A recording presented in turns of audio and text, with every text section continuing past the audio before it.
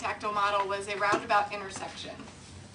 The student in question is a teenage girl. Her name is Cynthia. She is from Indonesia. There's a growing movement to really support blindness research and prevent situations that could cause blindness in Indonesia, but a lot of times families will immigrate elsewhere to try and get the care they can, and in this case Cynthia's parents could, so she's here. And she's adventitiously blind. She is experienced in travel skills already in small business areas, similar to what the O&M class did in Chestnut Hill. That's her everyday travel scheme.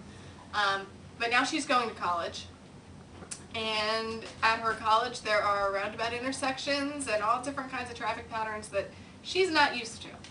So upon hearing this, we knew that this would be the right situation for a model, and it would be part of, obviously, a series of lessons that we would work on to build the concept.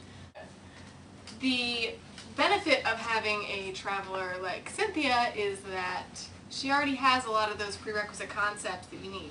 T-shaped intersections, plus-shaped intersections, stop signs, traffic light control, small business. So her college, I kind of likened it to Rowan University, which is where I went to school, and they have the roundabout intersections like this. It's very much a small business community. So I built this actually based on an intersection that was put there the year that I graduated.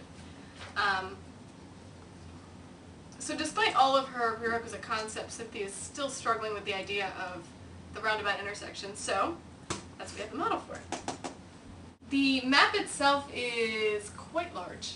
I made it out of foam board so I could get a durable map, considering if I was going to be teaching in this area, I would be teaching roundabout intersections quite often.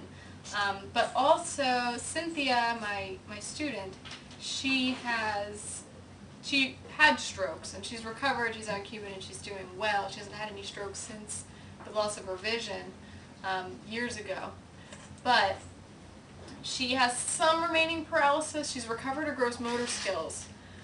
But we still have to take into account the fact that the fine motor skills aren't there. So using a map that is particularly tiny can sometimes be a challenge for somebody who is still working to get detail-oriented in terms of tactile feedback and whatnot. So I went big. They're big enough too so we can fit Hot Wheels cars or something down it if we're discussing traffic patterns. I also wanted to make sure that the sidewalk was large enough and far enough away from the curb that it was discernible. The curb is also, and the parkway here, because the way the paint is and because the sandpaper is mounted directly against the board, you get a little bit of a lip here, a raise, as you would find in a curb. So I want her to feel what it's like there to have a curb and then the drop off. Curb and the drop off, like she would have if she were actually out walking with her cane. If you can take a look, it's pretty simple. I didn't want to overcomplicate the whole thing. We used a variety of materials, a light sandpaper that isn't really tactily offensive. We have a green felt for the grass, and I actually used an orange foam for the sidewalk because I wanted the contrast there. It's visually stark and obvious, and since she is adventitiously blind, she lost her sight to cerebral ischemia and stroke. So she may still have some of that vision in play, so I want this to stand out as much as possible. I used a puffy paint for the curbs.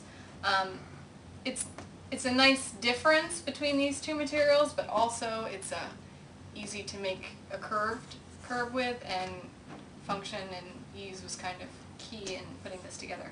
I also have, I used wood craft segments to indicate areas where a stop line would go. Thank you. You're such a good cameraman. Because this would be, this particular intersection is a stop sign controlled intersection. It also gives her an idea of, okay, I know where the stop line is in a T-shaped intersection, that's about where I have to cross. So kind of gets the ball rolling in terms of comparing things. We would want to use a series of lessons when going through a map like this, and I outline those in the document that I post along with this video. We want to go through comparing the sound of parallel versus perpendicular traffic to traffic that's now traveling in a circle, essentially. And what does that traffic pattern sound like by, using recordings and things like that. We want to go over,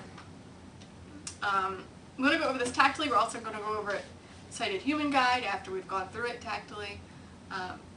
Just go through some of the options, things that could come up when crossing a roundabout intersection.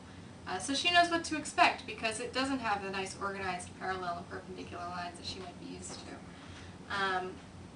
So it really, it's a nice addition to concept building that's going to happen so that she can travel independently from one class to another to her dorm, and ultimately is going to give her a lot more options when traveling around campus.